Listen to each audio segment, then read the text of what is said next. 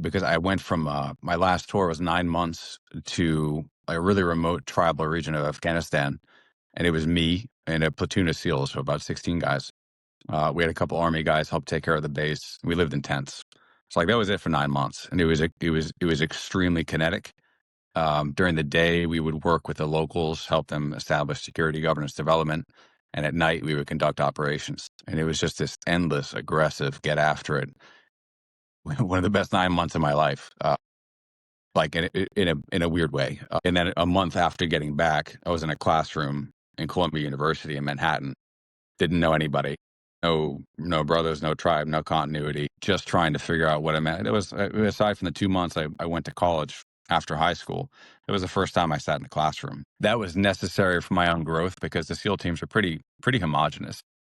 You get guys with different belief systems and stuff, but most of them are they look like me, they talk like me, they want to fight like me.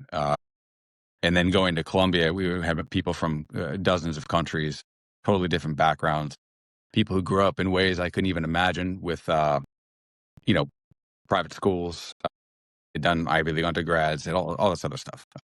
That was like crucial for my growth. But at the same time, I was trying to figure out, what did I just lose? How do I get that back? How do I get back a path? How do I build another tribe? And it was difficult. Philosophy was crucial. And that ultimately led to me staying in touch with some of my buddies from the teams who were going through something similar. And we all ended up deciding to quit our jobs and work together, which totally different subject. Yeah.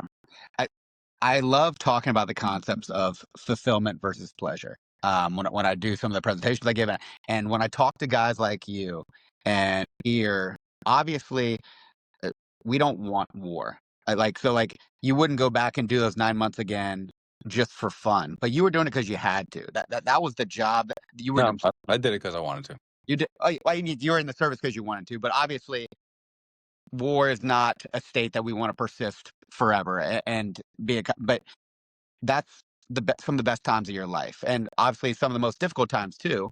You were doing it because you wanted to, but it's also like most people would say that would be extremely challenging to do. Not only to get to be able the chance to do it, to go through buds, become a SEAL, but then to live in a tent for 9 months, be at war, while dealing with training of local tribes and all the other things that came with it.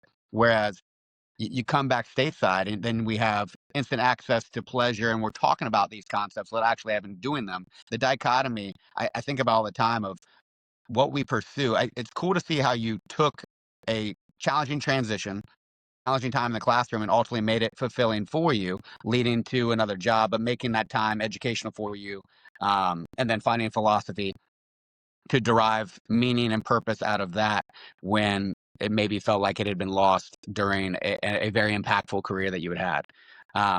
Those concepts, I continually think about how do you apply them to individuals in their unique circumstances, particularly when you look at what's challenging versus what isn't, because learning, growing, anything, you don't have that without frustration, discomfort. I mean, if you're comfortable, if you're seeking pleasure all the time, it's great that we have access to that. And for sure, enjoy your days, find some pleasurable things. But if you're not quote unquote suffering, for lack of a better term, in your respective ways to get better, you're not going to look back on your life proud of that. You're not going to have fulfilling memories. You're just going to live passively. And then before you know it, be suffering passively as well because you have no meaning, you have no purpose. I kind of got away from where I was going initially, but when I hear you, individuals like you look back on objectively challenging times, but subjectively some of the best times in your life, that's it's a nice thing to hear where we know when you look back on your individual trials, you can make them some of the most impactful times of your lives and then move forward to embrace other forms of adversity.